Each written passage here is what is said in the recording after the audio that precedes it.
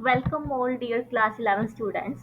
तो in last part we have studied about the types of bank जिसमें कि हम कोऑपरेटिव बैंक को कवर कर चुके थे एंड कमर्शियल बैंक को and in the last session also I have said कि हम स्पेशलाइज्ड बैंक को सेंट्रल बैंक के बाद कवर करने वाले हैं क्योंकि स्पेशलाइज्ड बैंक को मुझे थोड़ा और अच्छे से समझाना पड़ेगा ताकि तुम अपने दिमाग में इस कॉन्सेप्ट को बैठा पाओ।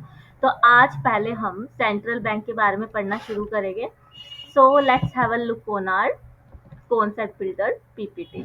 तो जो अपनी सेंट्रलाइज बैंक है, सेंट्रलाइज बैंक का मतलब क्या है? एक ऐसी बैंक जो कि और सारी दूसरी कमर्शियल बैंक को क्या कर सके, सुपरवाइज कर सके। जैसे थोड़ा सा हम एग्जांपल लेते हैं। हमारी एक क्लास है, क्लास में 40 स्टूडेंट्स हैं एंड एक टीचर है। अब ऐसा हो सकता है कि एक टीचर को डिसिप्लिन मेंटेन करने के लिए हर एक बच्चे को चुप कराना पड़ता है। जब वो पढ़ा रही है तो बच्चे बीच में बात कर रहे हैं या फिर इधर-उधर घूम रहे हैं, दूसरी सीट पे जाके बैठ रहे हैं, अपने फ्रेंड से बात कर रहे हैं। अब टीचर ऐसे में पढ़ाते हुए स्टूडेंट्स को बीच में टोक नहीं सकती है कि प्लीज बेटा चुप हो जाओ। एक बार टोक देगी, 2 बार टोक देगी, बट एट द एंड उसको सारे बच्चों को सुपरवाइज करने के लिए हो सकता है कि 2 क्लास मॉनिटर रखने पड़े। ठीक है? तो जैसे जो हमारे 40 स्टूडेंट्स थे, 40 में से 2 को हमने क्लास मॉनिटर बना दिया। अब जो क्लास मॉनिटर है, उसकी रिपोर्टिंग कौन ले रहा है? टीचर ले रही है। तो टीचर हमारे पास कौन है? एपेक्स बॉडी है। कौन है? एपेक्स बॉडी, यानी कि प्रेसिडेंट ऑफ द क्लास। ये समझ के चलो। अब जितना भी जो भी बच्चा कोई एक्टिविटी कर रहा है, हम ऐसे बोलते थे ना, मॉनिटर मैम की कान में चुगली लगा के आ रही है, ऐसे कुछ बोलते थे। ठीक है? तो यहाँ पे भी वही बात है कि जो अपनी कमर्शियल बैंक है उसको कौन सुपरवाइज करने वाला है, उसकी रिपोर्टिंग कौन लेने वाला है? आरबीआई लेने वाली है। आरबीआई कौन है? अपनी centralised bank, reserve Bank of India, जिसको हम एपेक्स बैंक भी बोलते हैं। तो यहाँ पे अपनी कौन आ गई? आरबीआई। वो क्या करती है? अपने बच्चों को सुपरवाइज करती है। और बच्चे कौन है? Top commercial bank in India. ये मतलब कमर्शियल बैंक इन इंडिया है, कुछ मैंने एग्जांपल लिए जैसे कि एक्सिस बैंक हो गई, इडबी बैंक हो गई, bank of India, bank of Maharashtra, SBI, इंसिन।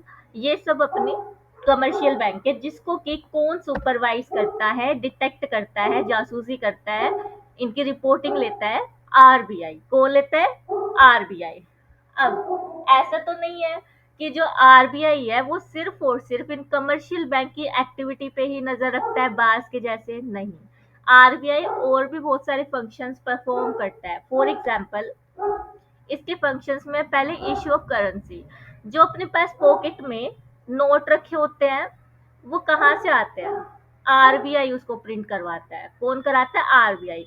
But मेरा यहाँ पे आपके पास एक क्वेश्चन है, आप ये सर्च करके आओगे या फिर अभी भी कर सकते हो। You have mobile also in this generation. I think all have the mobile so that you are also taking my class from mobile also। तो आपका क्वेश्चन ये है, जो आरबीआई है क्या वो ₹1, ₹2, ₹5 के नोट्स प्रिंट करवाती है? क्या आरबीआई ₹1 नोट जो है वो छापती है? ये आपका क्वेश्चन रहेगा होमवर्क के लिए। आप इसको कमेंट सेक्शन में मुझे बता सकते हैं। ठीक है? अब जैसे आप खुद रिसर्च करोगे ना तो आपका एनालिटिक्स बढ़ेगा, रिसर्च करने की पावर बढ़ेगी, आप ना नई चीजों से डरोगे नहीं। तो इसलिए मैंने ये क्वेश्चन दिया है। तो आरबीआई का काम है वो करेंसी को इशू करती है, साथ ही बैंकर टू द गवर्नमेंट। अब जैसे मान लो मेरा जो बैंक अकाउंट है वो एसबीआई में है, एसबीआई मेरे अकाउंट को संभालती है। मेरे अकाउंट में जितनी भी ट्रांजैक्शन होती है, डेबिट क्रेडिट, वो सारी उसका लेखा जोखा मुझे एक पासबुक में एक ई स्टेटमेंट जनरेट करके दे देती है नेट बैंकिंग के थ्रू। ठीक है? इसी तरीके से जो आरबीआई है, आरबीआई किसका खाता मेंटेन करती है, किसका अकाउंट मेंटेन करती है? गवर्नमेंट का अकाउंट मेंटेन करती है कि गवर्नमेंट के पास, सेंट्रल गवर्नमेंट के पास, स्टेट गवर्नमेंट के पास कितना पैसा आ रहा है, कितना जा रहा है, कहाँ कहाँ पे जा रहा है, कौन से एक्सपेंसेस हो रहे हैं। तो इसको बोलते हैं मेंटेन द गवर्नमेंट अकाउंट। इस वजह से आरबीआई को बोला जाता है बैंकर टू दी गवर्नमेंट। साथ ही जो आरबीआई है, जैसे हम सारे लोग हैं जो कमाते हैं, जिनको टैक्स भरना पड़ता है, टैक्स भी कौन कलेक्ट करता है? आरबीआई कलेक्ट करती है on the behalf of our government. ठीक है? साथ ही जो आरबीआई है वो अपनी गवर्नमेंट को लोन भी देती है, और जो गवर्नमेंट के पास कैश होता है उसको ये क्या करती है, कस्टडी रखती है अपने पास। तो इसी वजह से आरबीआई को बैंकर टू द गवर्नमेंट बोला जाता है। ठीक। देन उसके बाद अपने पास है bankers bank. In the same way, जैसे कि आरबीआई गवर्नमेंट के लिए अकाउंट्स मेंटेन करती है, ऐसे ही RBI Axis bank, SBI, IndusInd, Kotak, इन सब का अकाउंट अपने पास मेंटेन रखती है कि इन सारी बैंक के पास कितनी एसेट्स है, लाइबिलिटीज है। अब जो एसेट लाइबिलिटी वर्ड है ना, ये अकाउंट्स वाले बच्चे समझ पाएंगे, वैसे और दूसरे बच्चे भी समझ सकते हैं, बट मैं इसकी अलग से एक शॉर्ट क्लिप डाल दूंगी जो मैं ये asset and liability word use कर रही हूँ। अगर किसी बच्चे को नहीं पता है, डायरेक्टली वो बिजनेस स्टडीज की ही क्लास देख रहा है, तो उनके लिए मैंने बोला है। ठीक है। तो जितनी मेरी कमर्शियल बैंक के पास एसेट्स है, लाइबिलिटीज है, लोन एडवांसेस, ये सब है, एनपीएज है, नॉन परफॉर्मिंग एसेट, एसेट्स हो गई, बैड डेट्स हो गए, जो कि डेटर है लेकिन हमें पैसा नहीं दे रहे। ठीक है। तो इन सब का अकाउंट अपने पास आरबीआई मेंटेन रखती है, जैसे कि हमारा अकाउंट हमारी एसबीआई के पास मेंटेन्ड था। तो इसीलिए आरबीआई को बैंकर्स टू द बैंक भी बोला जाता है। प्लस जैसे आरबीआई गवर्नमेंट को लोन दे पा रही थी, ऐसे ही जो आरबीआई है वो कमर्शियल बैंक को भी क्या दे सकती है, लोन दे सकती है। ऐसा होता है, पहले जो अपनी बैंक है ना, मान लो एक्सिस बैंक एंड एसबीआई है, एसबीआई बैंक को, एक्सिस बैंक को पैसों की जरूरत पड़ गई, तो वो किसके पास चली गई, एसबीआई के पास चली गई, नहीं मिला पैसा। फिर वो किसके पास गई, इंडसिंड बैंक के पास गई, तो भी उसको पैसा नहीं मिला। ऐसे करते करते वो H D F C bank के पास भी चली गई, यूनियन बैंक के पास भी चली गई, आईसीआईसीआई के पास भी चली गई, उसको पैसा मिला ही नहीं। तो अब lender of the last resort, यानी अब वो लास्ट किसके पास पैसा मांगने के लिए कटोरा लेके खड़ी हो सकती है, आरबीआई के पास। ठीक है। तो इसीलिए लेंडर ऑफ लास्ट रिजोर्ट भी बोलते हैं हम आरबीआई को फॉर दी अदर बैंक्स। ठीक है। ये वर्ड तुम लिख सकते हो, मैंने पीपीटी में इंक्लूड नहीं किया है वो इसलिए ताकि मैं देख सकूं कि तुम कितना अटेंटिवली सुन पा रहे हो। ठीक है। तो यहाँ पे तुम लिख सकते हो RBI also act as, RBI also act as lender of the last resort, lender of the last resort. ठीक है।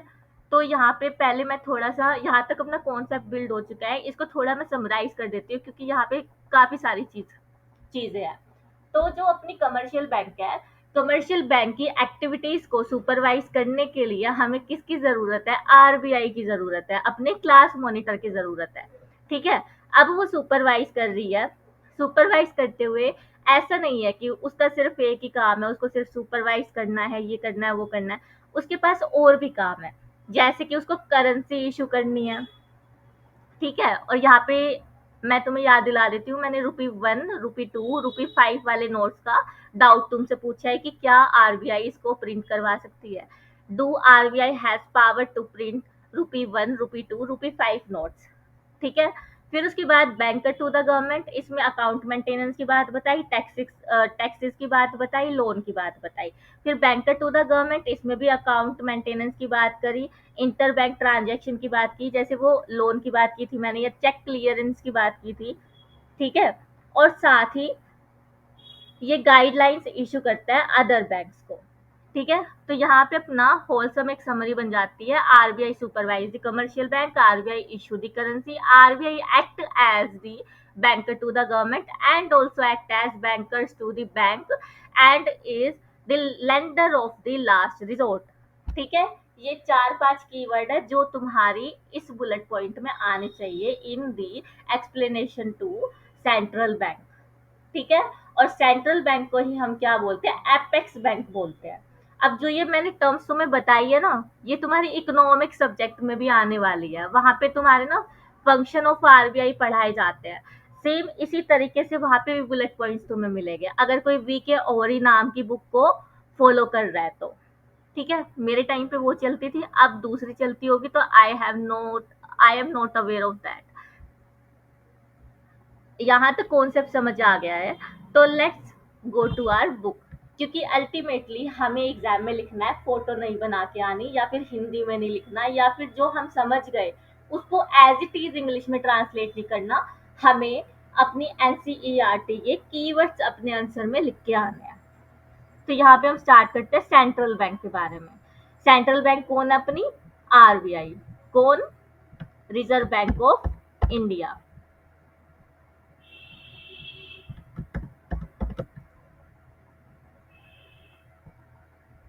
Now we are reading it.